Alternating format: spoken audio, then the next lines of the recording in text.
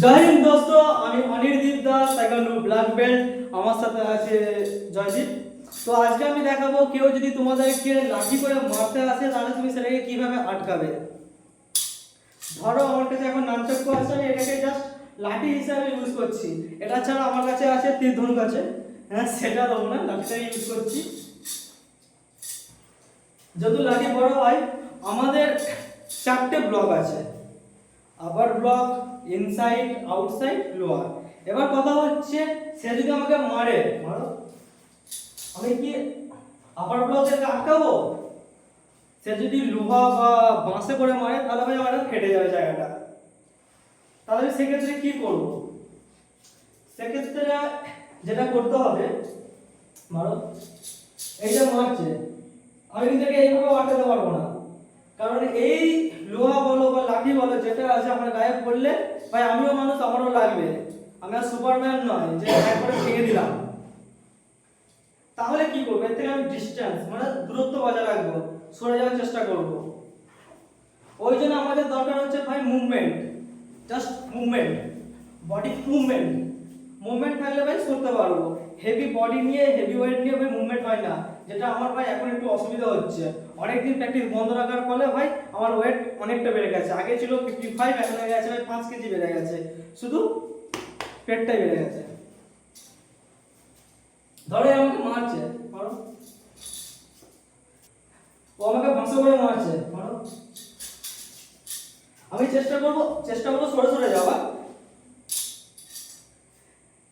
হ্যাঁ, মানে এবার তোমরা বলতে সরে গেলে তো সেলফ ডিফেন্সটা কি হলো? এবার তোমাদেরকে বলি না, মারো, এই যে মারছে, ধরো আমি মারছি, আমি তোকে টার্গেট করে মারছি। আমি এর যে রেঞ্জ, যতটা রেঞ্জ, দূরত্ব যতটা আছে তার থেকে আমি সরে যাবো। নাহলে তো ভাই আমার লাগলে আমারও লাগবে, হয়তো লাগলো মুখ হাত সব কেটে গেল, তখন আর কি করবো ভাই? ব্যাপারটা আমি এমনিতে ছটফট ছটফট করবো। এবার দেখো, না মারো, সরে গেলাম, লাঠি করে মারছে, যাই করে মারছে, সরে গেলাম। সরে যাওয়ার পর যখন সে নিচে ডাউন করলো, তার ফোর্স নিচের দিকে চলে গেল, তখন আমি তো বডিটাকে আবার সাইডে নিয়ে আসবো। এবার আমি ওকে ছুটিও মারতে পারি, এগুলো মারতে পারি। দেন আমি কি করব? কিক। দেন আমি কি করব? কিক। আর কিক করব মানে গায়ে যেখানে সেখানে কিক করব না, এমন জায়গায় কিক করব যাতে সেটা লাগার পরে ও যেন ওখানে বসে পড়ে। এক হচ্ছে ভাই তল পেটে, নাহলে তার থেকে 6 ইঞ্চি নিচে, ডিম ফেটে যাবে। না, আর সরে গেলাম, আবার সরে গেলাম, কিক। আরেকটা দেখাচ্ছি, যখন তুমি ক্লোজ চলে আসছো, জায়গা নেই, সরে যাওয়ার জায়গা নেই, সেক্ষেত্রে কি করবে? আর সেক্ষেত্রে সরে যাবে না, সেক্ষেত্রে হাত মুভমেন্ট দেখো, সে হাত তোলার সাথে সাথে আমি কিন্তু তার ক্লোজ হয়ে যাবো। হ্যাঁ, এবার তুমি মারো। হ্যাঁ, তাহলে কি হবে? তার যে বার সেটা চলে গেল পেছন দিকে। এবার আমি এখান থেকে ফার্স্ট যেটা করব, আমাকে সরাতে হবে না, ছাড়াতে হবে, না হলে এটা করে আমাকে পিটাবে, তাই তো? তাহলে আমি তার এই যে হাত, এখানে প্রেসার দেবো, যত গায়ে পাওয়ার আছে তত পাওয়ারে আমি প্রেসার দেবো। প্রেসার দেওয়ার ফলে এটা পড়ে যাবে। যদি না পড়ে সেক্ষেত্রে কি হবে? প্রেসার দিলাম, তার হাত খুব হেভি, ছাড়ছে না। সেকেন্ড আবার প্রেসার দেবো,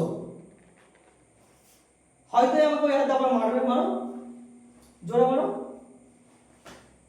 ব্লক করলাম। থার্ড এলবো তুলে দিলাম, খতম। এরপর ও যা মানে শরীরে যা তাকলিফ হবে সেটা নিয়ে ওখানে পড়ে থাকবে, আর কোনো কথা হবে না। এবার আমি কার উপর অ্যাপ্লাই করছি, এবার দেখা গেল ভাই টেকনিক আর যদি আমি অন্য কারোর হাতে দিয়ে দিই, সে দেখা গেল ভাই শিখে গেছি, এলো এসে ভাই মেরে দিল ঘাড়ের এই সমস্ত জায়গাগুলোতে, সে মরে গেল। 3 বছর আগে ভাই এরকম একটা নিউজ দেখেছি, একটা ছেলে নতুন নতুন ক্যারাটে শিখতে গেছে, তাদের বাড়ির মধ্যে ভাই অশান্তি হচ্ছে, পাশের বাড়ির সাথে মহিলাটার এমন মেরেছে সে ওখানেই মারা গেছে। তাহলে ভাই টেকনিক কিন্তু বুঝে শুনে ইউজ করতে হবে। তো যাই হোক, আজকে ভিডিও এই অবধি, তো দেখা হচ্ছে পরের ভিডিওতে। তো আজকের মতো টাটা।